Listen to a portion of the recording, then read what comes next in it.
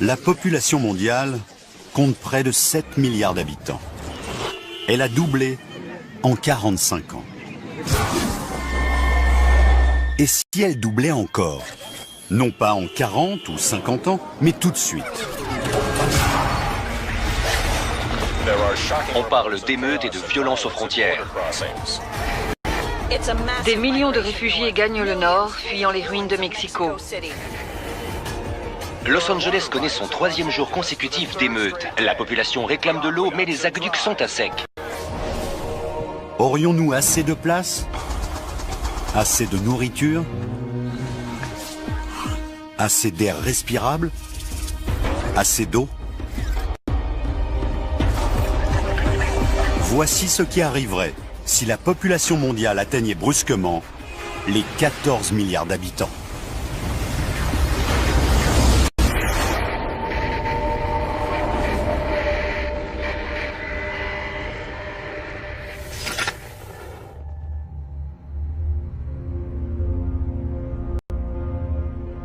La Terre n'a pas toujours été si peuplée. À l'époque où les pyramides ont été construites, la planète comptait moins de 30 millions d'êtres humains.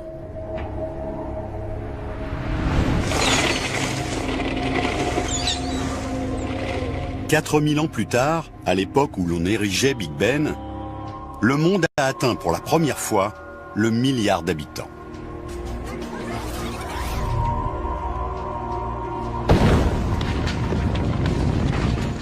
À peine 80 ans plus tard, au moment où le mont Rushmore a été sculpté, elle avait déjà doublé et atteignait 2 milliards. Il ne lui a fallu ensuite que 45 ans pour doubler encore, atteignant 4 milliards en 1973, au moment où l'on bâtissait les tours du World Trade Center. Nous continuons de nous multiplier à une vitesse étourdissante. Chaque année, la population mondiale augmente de l'équivalent de 10 villes de New York. Si nous continuons à ce rythme, elle doublera encore dans 59 ans.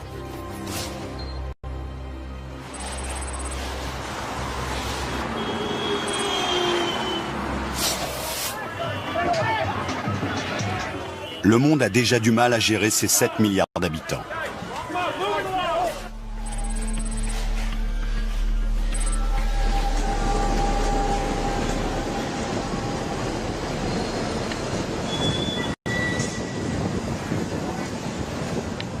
Qu'arriverait-il si elle doublait dès maintenant?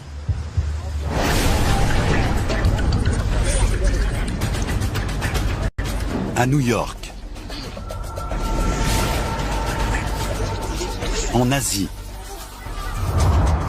tous les pays de la planète sont submergés.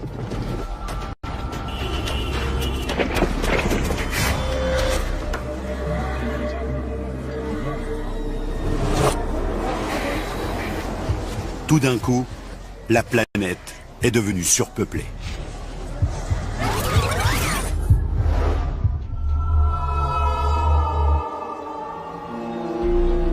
Chaque personne a besoin de nourriture, d'eau, d'un logement.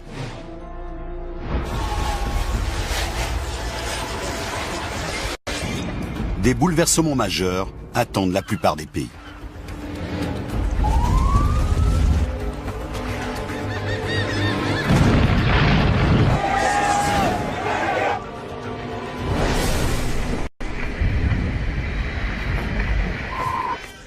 Voici le premier bébé américain de l'année.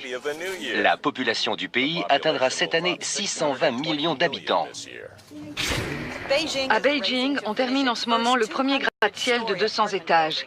Il culmine à plus de 800 mètres de haut. 10 autres sont prévus pour l'an prochain. Le maire de New York a approuvé la construction du premier super gratte-ciel de la ville.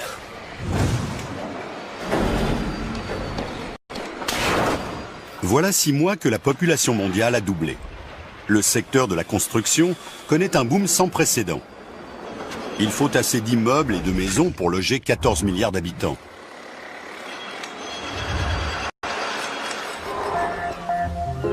À Los Angeles, métropole coincée entre l'océan et les collines, on construit partout où l'on peut. le secteur de Chavez Ravine, qui abrite le stade des Dodgers, est la cible des promoteurs.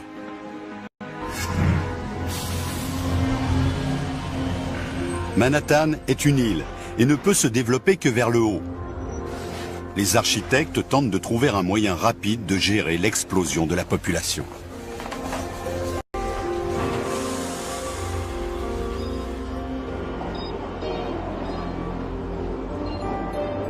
Ils conçoivent et construisent les plus grands gratte-ciel du monde, hauts de plus de 200 étages.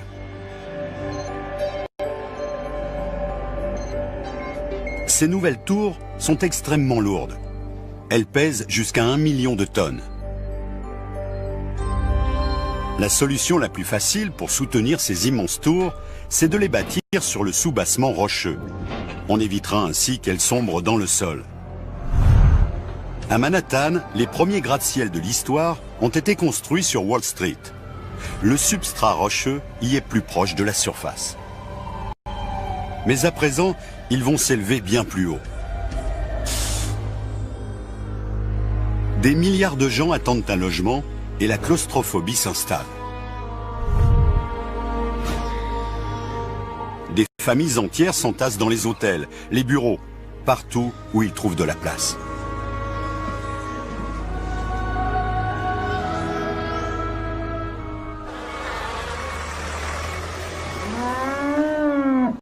Mais d'autres problèmes apparaissent. Nous commençons à manquer de nourriture. Avant que la population ne double, les terres agricoles occupaient une surface équivalente à la totalité de l'Amérique du Sud. Il faut en créer de nouvelles, d'une surface égale à 2 fois l'Europe.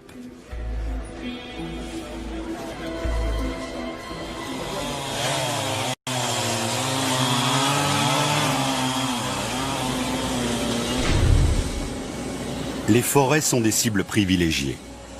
Des milliers de kilomètres carrés de forêts sont abattus. Mais il faudra attendre 1 an pour dégager les terrains et moissonner la première récolte. En Afrique du Nord, l'Égypte apporte de l'eau dans le désert pour le rendre cultivable.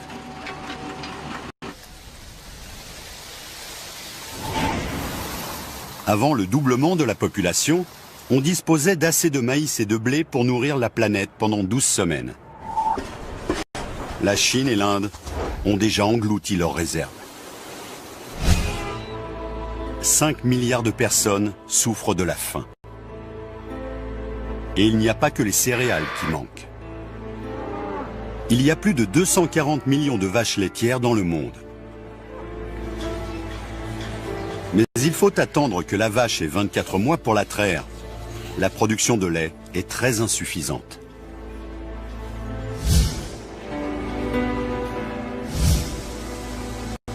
Le prix de la nourriture grimpe en flèche. Dans le jargon des économistes, on assiste à ce qu'on appelle une hyperinflation. Au supermarché, le panier moyen coûte 700 $. Les États-Unis ont un avantage sur de nombreux pays. Ils exportaient chaque année 72 millions de tonnes de céréales, dont 45 millions de tonnes de maïs, un peu plus du quart de la production.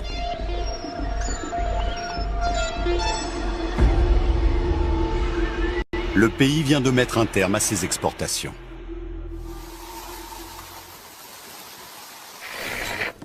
Depuis 3 jours, les délégués des Nations Unies mènent la campagne « Nourrir l'Amérique d'abord ».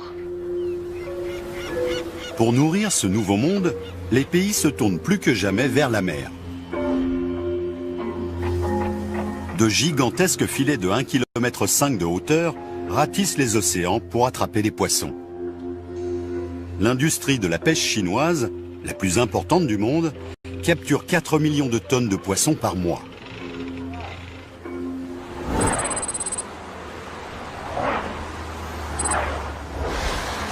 Nos infrastructures sont mises à rude épreuve.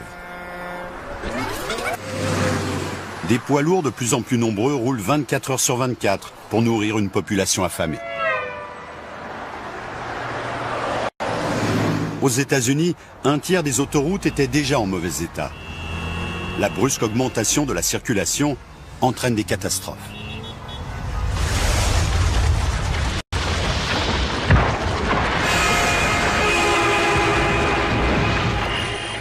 bilan provisoire est de 60 morts, mais on craint que d'autres corps ne soient prisonniers sous les décombres. Le ministère des Transports a annoncé la fermeture de milliers de ponts pour inspection. Cela fait à peine 6 mois que le monde se bat pour répondre aux besoins de 14 milliards d'êtres humains. Pour la nourriture, le logement. Mais la crise la plus grave est encore à venir.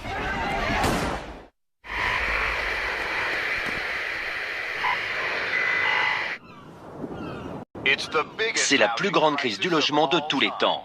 3 milliards de personnes n'ont nulle part où vivre. À Washington, plus de 100 000 personnes ont élu domicile dans le parc du National Mall, tout près du Capitole. Pour l'instant, le président se refuse à les en déloger. 200 000 personnes campent dans Central Park, sur un lopin de terre estimé autrefois à 500 milliards de dollars. Cela fait maintenant 1 an que la population mondiale a doublé. Le monde est en crise. D'immenses campements surgissent partout dans les villes.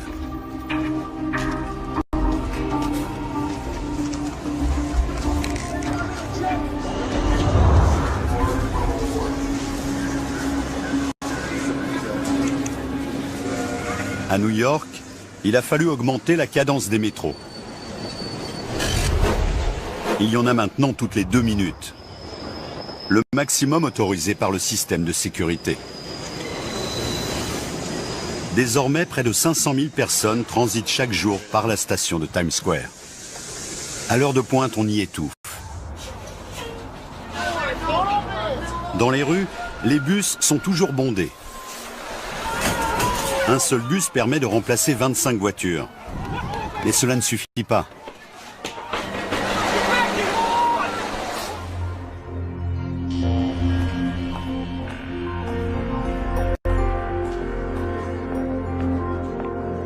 Les architectes ont terminé les plans de plusieurs super gratte-ciel de 200 étages de haut.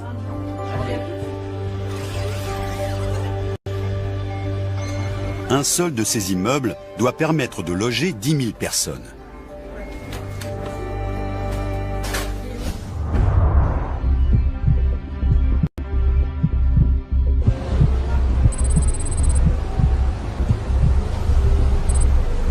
Ces super gratte-ciel poussent partout dans le monde. Certains d'entre eux ont la partie supérieure ajourée pour ne pas donner prise aux vents violents. Mais en Chine, une catastrophe se produit.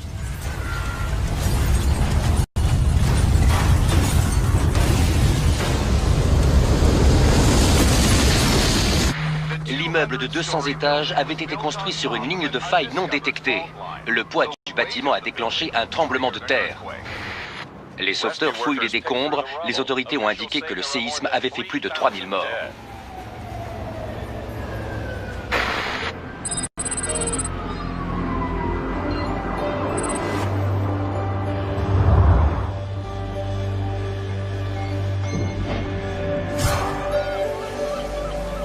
Los Angeles repose sur 12 lignes de faille majeures. Par crainte des tremblements de terre, les immeubles ont rarement plus de 20 étages, y compris les nouveaux bâtiments de Chavez Ravine. À peine terminé, le premier immeuble est pris d'assaut.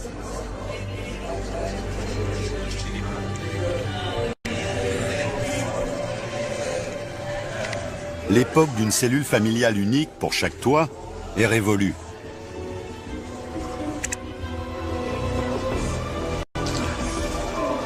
Dans les villes, la population explose.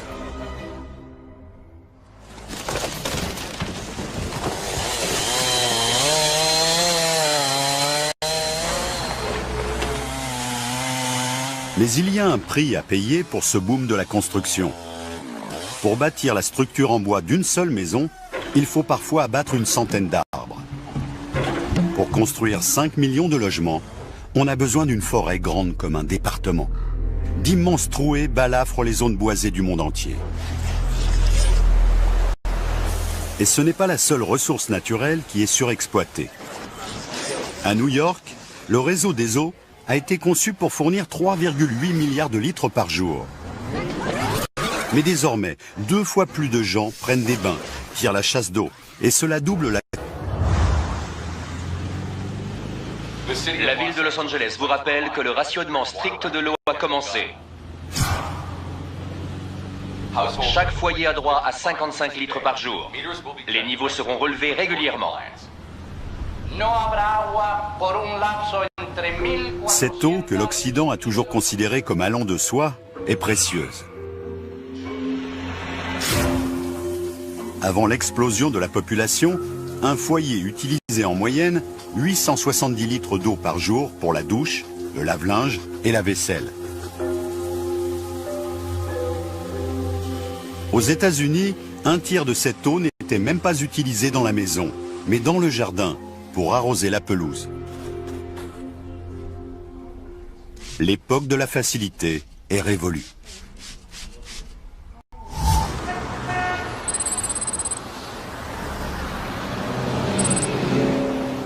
À Londres, l'approvisionnement en eau de 12 millions de personnes dépend de la Tamise.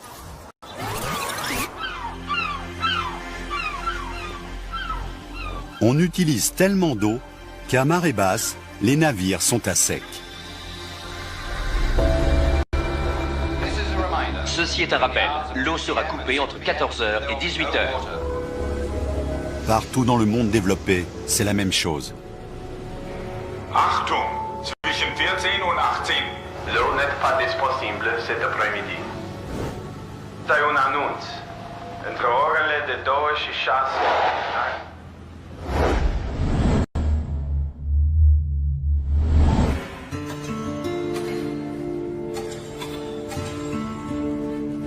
Les agriculteurs plantent de nouvelles espèces qui ont besoin de très peu d'eau. En modifiant les gènes du maïs et du blé, les plantes peuvent survivre avec moins d'eau de pluie ou d'arrosage. Ces plantes résistantes à la sécheresse sont très demandées.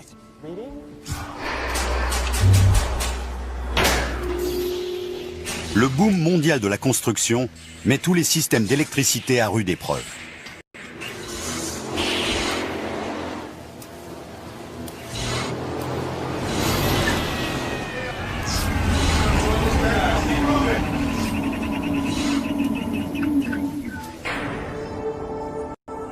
En Amérique du Nord, 100 nouvelles centrales nucléaires sont construites à la hâte. Mais certaines mettront 10 ans avant de devenir opérationnelles. La solution la plus rapide, c'est le charbon. En Chine, 4 nouvelles centrales au charbon sont mises en service chaque semaine. Même chose en Amérique du Nord. Et pour préserver l'énergie, nombre de pays mettent en place des couvre-feux.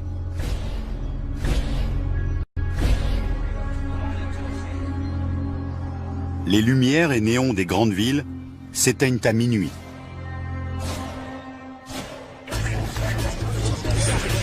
« 14 milliards d'habitants. C'est un poids énorme pour notre planète. Bientôt, nous devrons faire des sacrifices majeurs. Mais ce ne sera pas suffisant.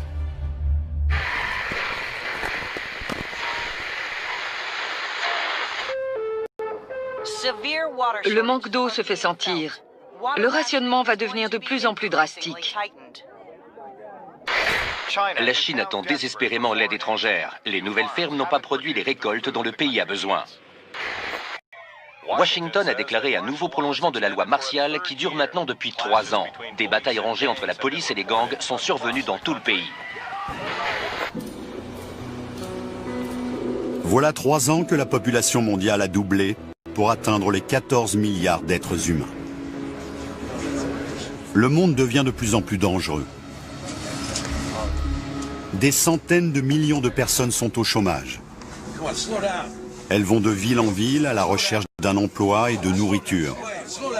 La hausse des prix, la crise économique, la colère et le désespoir conduisent à la violence.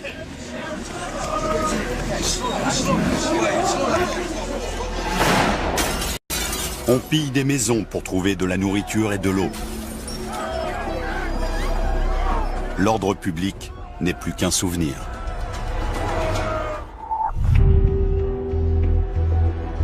Le développement massif des centrales électriques provoque une pollution constante. En Chine, 75% de l'électricité provient du charbon. Les fumées masquent la lumière du soleil. La journée a encore été sombre à Beijing. La ville est asphyxiée par un épais nuage de pollution. La Chine défend sa décision de doubler le nombre de centrales au charbon pour alimenter les logements et l'agriculture. La tentative désespérée de la Chine asphyxie également l'Amérique du Nord. Le jet stream transporte la fumée et les toxines vers la Californie. À Los Angeles, le smog venu d'Asie vient se mêler à la pollution produite par 5 millions de voitures. La ville est enveloppée dans un épais nuage de pollution. Et l'Amérique du Nord n'est pas seule dans ce cas. Nous avons une alerte à la pollution pour le 8e jour consécutif. Il est conseillé aux personnes âgées et souffrant de difficultés respiratoires de rester chez elles. À Londres, les effets de la pollution sont dramatiques. En 1952, le smog avait causé la mort de 12 000 personnes. Cette fois, le bilan est bien pire. Le nuage de pollution dure depuis des semaines. Des dizaines de milliers de Londoniens meurent.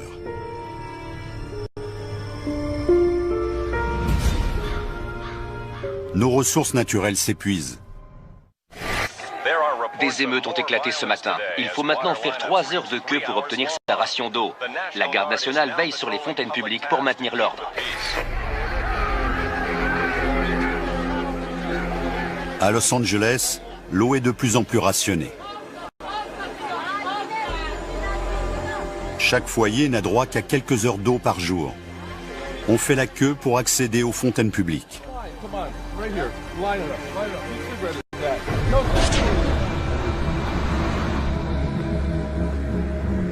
Los Angeles est alimenté par d'immenses aqueducs. Ils serpentent à travers le désert sur des centaines de kilomètres pour apporter l'eau du fleuve Colorado. Mais la ville n'est pas la seule à dépendre du Colorado. 25 millions de personnes installées dans les États voisins contribuent à assécher rapidement le fleuve. L'industrie est également touchée. Il faut plus de 300 000 litres d'eau pour faire 1 tonne d'acier. Le secteur de la construction est le plus gros consommateur d'acier. Le manque d'eau paralyse le boom de la construction.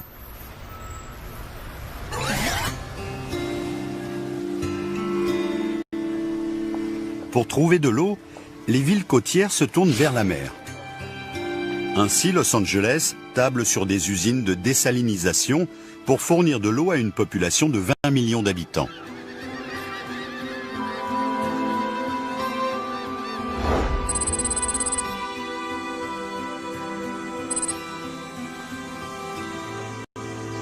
Les exploitations agricoles comptent parmi les plus gros consommateurs d'eau.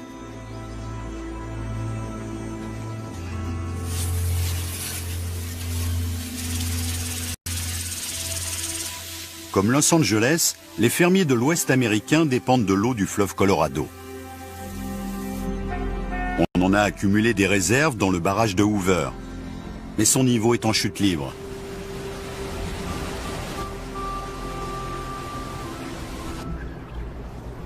Les hommes prélèvent des milliards de litres de plus que le fleuve ne peut en fournir.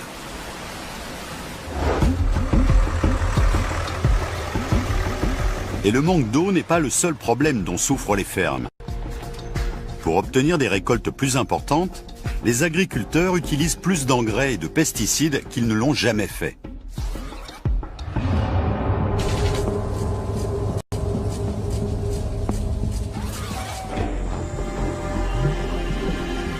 Dans les océans du globe, de nombreuses espèces de poissons ont déjà disparu.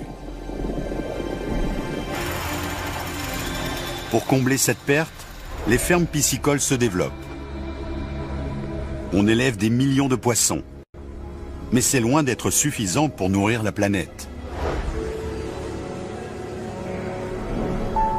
Des populations affamées migrent vers les pays qui possèdent le plus d'eau et de nourriture.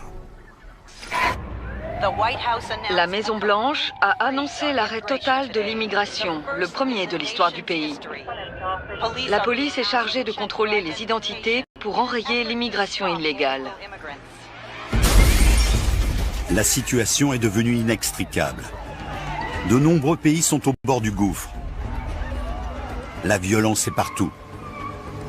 La nourriture, nulle part. Et bientôt, les fermes vont cesser de produire.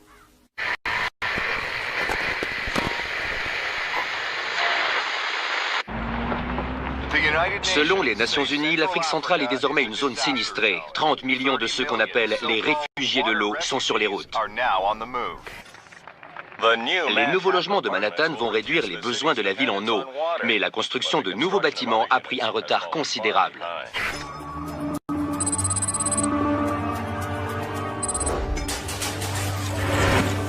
Voilà 7 ans que la population mondiale a doublé. À New York, les campements de fortune de Central Park ont disparu, remplacés par une forêt de gratte-ciel et de chantiers. Mais le manque d'eau et d'électricité retarde de plusieurs années la construction de nouveaux bâtiments. Cette crise semble insurmontable.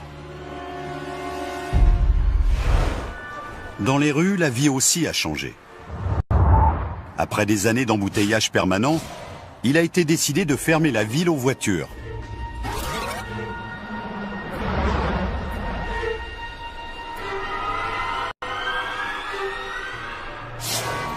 Les banlieusards doivent désormais emprunter les transports publics. La dernière fois que les rues de Manhattan avaient été fermées, c'était après les attentats du 11 septembre 2001. Les rues sont entièrement dévolues aux piétons, aux vélos et aux bus.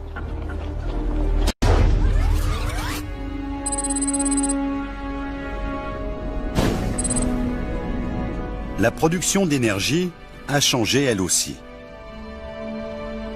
Pour alimenter 620 millions de personnes en électricité, les États-Unis avaient entrepris la construction de dizaines de réacteurs nucléaires. Certains sont désormais opérationnels. Mais cet immense effort ne fournit que 25% d'énergie supplémentaire.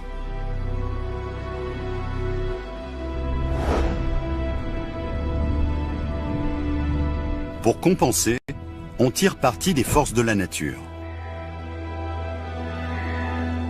Dans le désert de l'Arizona, on a installé des centaines de panneaux solaires. D'autres pays ont choisi d'exploiter le vent. Mais il faut 10 000 éoliennes pour fournir de l'électricité à 10 millions de foyers. Et parfois, le soleil ne brille pas et le vent ne souffle pas.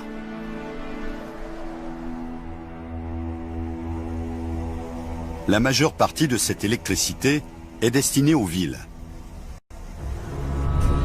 À Los Angeles, 2000 personnes logent dans cet immeuble.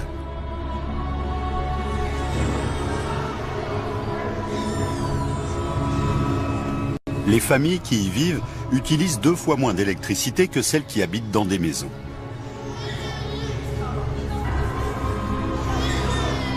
Dans un monde qui compte 14 milliards d'habitants, les villes sont donc la solution la plus économique. Mais à Los Angeles, la crise de l'eau continue.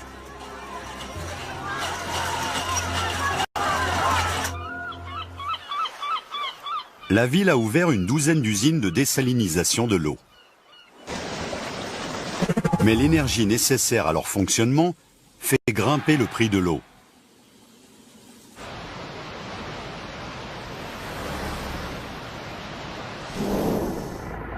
Son transport est également prohibitif. L'eau est plus lourde que l'essence et elle doit être traitée pour devenir potable.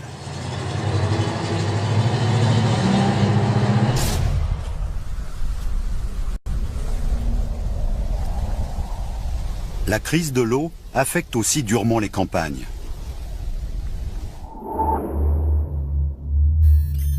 Les fermes du Midwest dépendent d'un immense lac souterrain appelé l'aquifère d'Ogallala. Il fait la taille de la Californie. La population est alimentée par les pompes reliées à l'aquifère. Cette nappe s'est formée au cours de millions d'années, à mesure que l'eau de pluie filtrait à travers le sol poreux.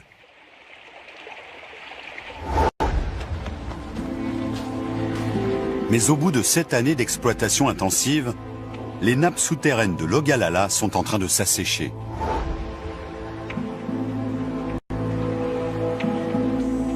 Les récoltes de l'année destinées à nourrir le monde sont ruinées.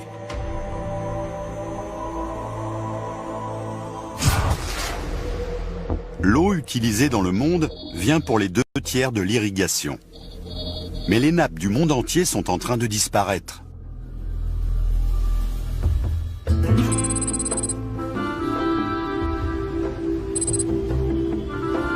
Or, de nombreuses villes en dépendent.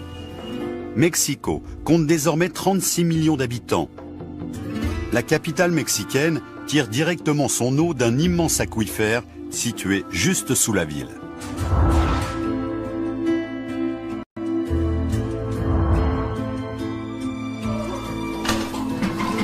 Mais les tuyaux qui apportent l'eau fuient.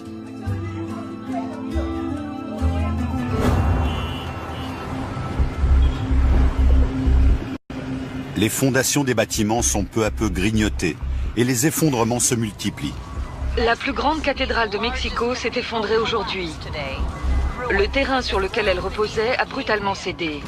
On estime que 200 personnes se trouvaient à ce moment-là dans le monument.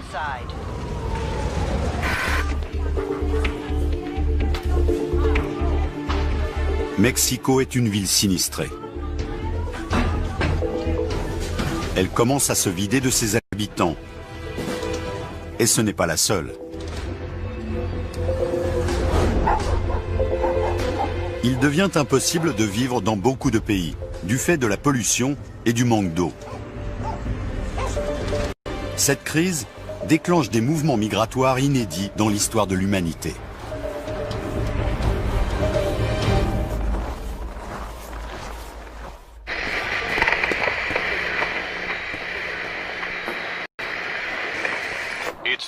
C'est la pire crise humanitaire de l'histoire. Les réfugiés de l'eau sont de plus en plus nombreux. Des millions de gens sont jetés sur les routes. Une population désespérée et affamée se masse aux frontières de nombreux pays. Ils réclament avant tout de l'eau.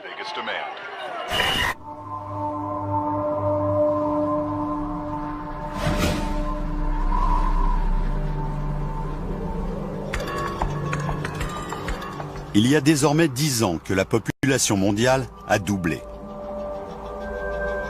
Des centaines de millions de gens quittent leur ville et leur village. Le long des côtes de Californie, de nombreuses usines de désalinisation ont cessé de fonctionner. Cette ville, qui comptait autrefois 20 millions d'habitants, est déserte.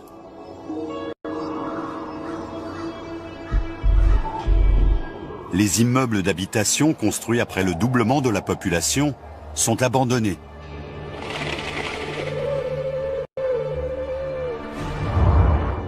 Le rêve californien s'est évanoui. Il dépendait de l'eau stockée dans de vastes réservoirs sur le fleuve Colorado.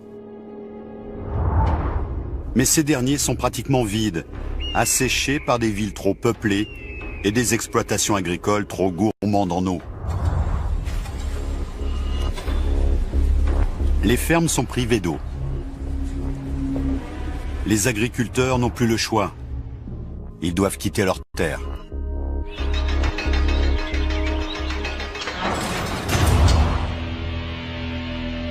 Ils se joignent à l'exode vers le nord.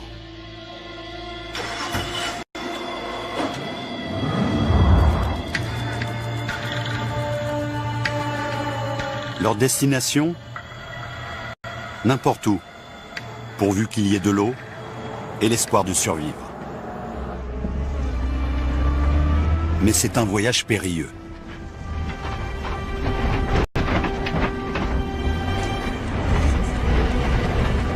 Il est dangereux de boire l'eau des mares et des ruisseaux. Ils sont remplis de pesticides et d'engrais liés à la surproduction agricole.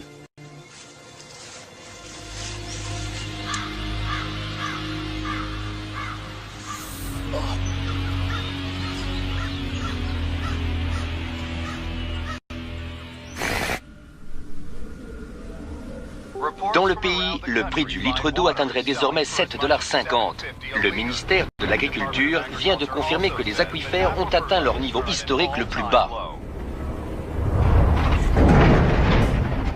L'eau est désormais plus précieuse que l'essence.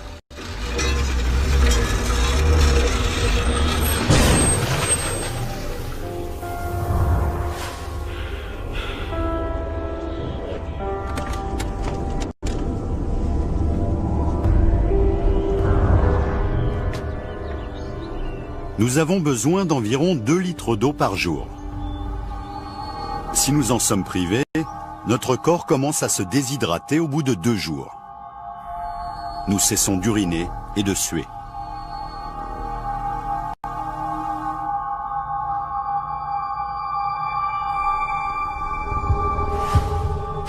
Une fatigue intense survient, on commence à perdre conscience. Et si on ne boit pas très vite, c'est la mort qui nous attend.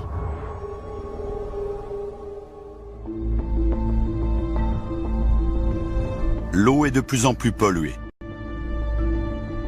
Les affluents du Mississippi transportent des produits chimiques et le fleuve les rejette dans le golfe du Mexique.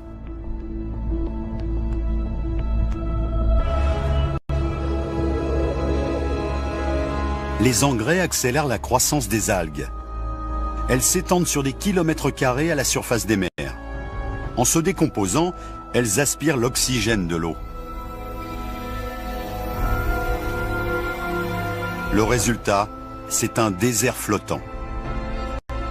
Les poissons ne peuvent plus respirer. Les plantes périssent. La pollution contamine peu à peu toute la planète.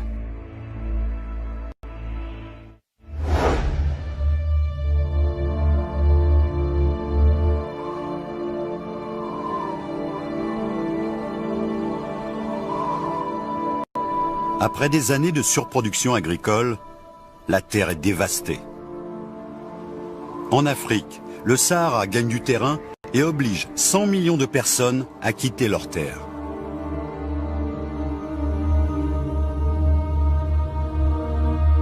En Amérique du Nord, les réfugiés de l'eau se dirigent vers le plus vaste réservoir mondial d'eau douce, les Grands Lacs. Ils se sont formés à la fin de l'ère glaciaire, il y a 12 000 ans. L'eau qu'ils contiennent est le résultat de la fonte des glaciers. Des millions de gens se dirigent vers leurs rives. La population de Chicago, Détroit et Toronto explose.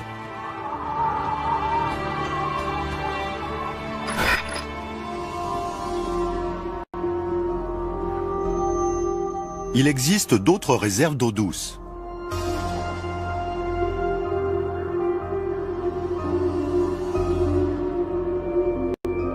Les 2 tiers de l'eau douce mondiale sont prisonniers des glaces polaires arctiques.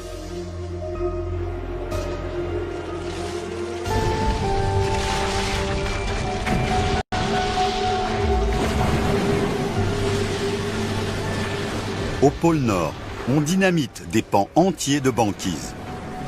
On remorque ensuite les icebergs vers les villes côtières.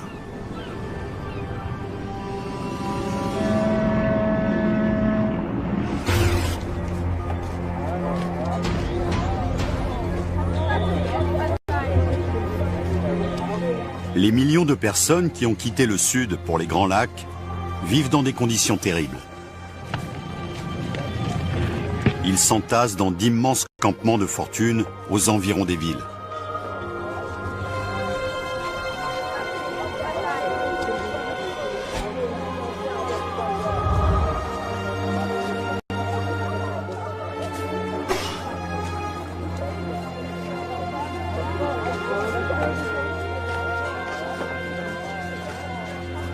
Le doublement de la population a entraîné le plus grand mouvement migratoire de l'histoire.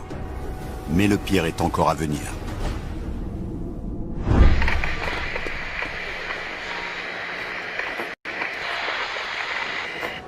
La population mondiale est en chute libre. La Chine ne compte plus que 700 millions d'habitants contre 2 milliards il y a 35 ans. En Afrique, pour la première année depuis ce qu'on a appelé la Grande Famine, la population n'a pas baissé. En 10 ans, 1 milliard de personnes sont mortes de faim et de soif. Les États-Unis ont annoncé que la population comptait 150 millions d'habitants, contre un chiffre record de 600 millions.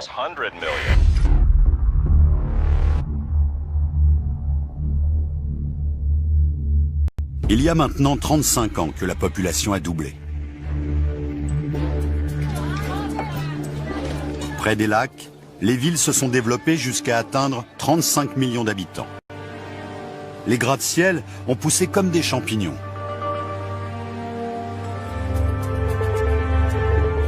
La nuit, ces gigantesques cités brillent de mille feux. Mais le reste de l'Amérique du Nord est plongé dans le noir.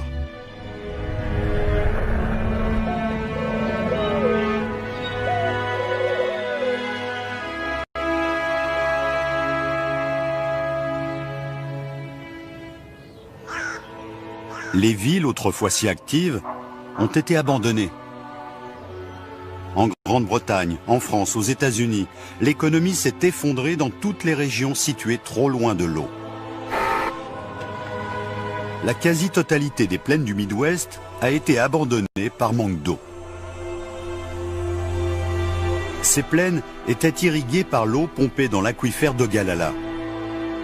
Mais 35 ans passés à tenter de nourrir une population dédoublée ont pratiquement asséché la nappe. Peu à peu, pourtant, la pluie et la neige font remonter son niveau. Mais il faudra des années pour remplacer l'eau que les humains ont exploitée.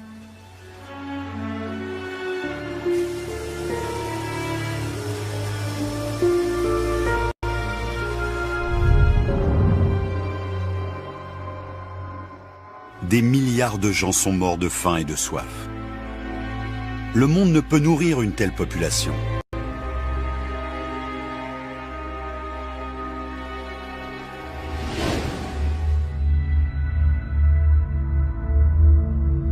Après 35 ans de déclin, la population de la Terre s'est enfin stabilisée. Elle ne compte plus que 4 milliards d'habitants. La planète renaît.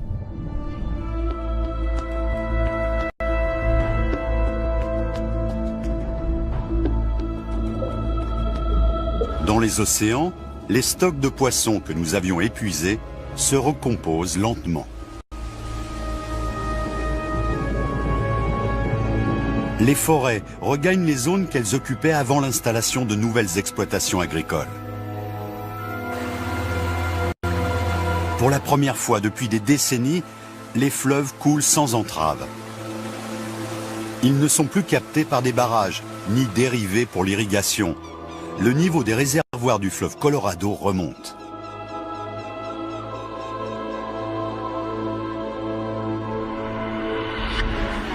Tout ceci n'était qu'une fiction, un aperçu d'un monde soudainement frappé de surpopulation. Mais des millions de gens connaissent déjà la faim. De nombreuses villes sont déjà surpeuplées. La pauvreté gagne du terrain. Dans les années à venir, cette situation va probablement empirer. Pour certains, nous avons déjà atteint la limite que la planète peut supporter. Et pourtant, la population mondiale continue d'augmenter.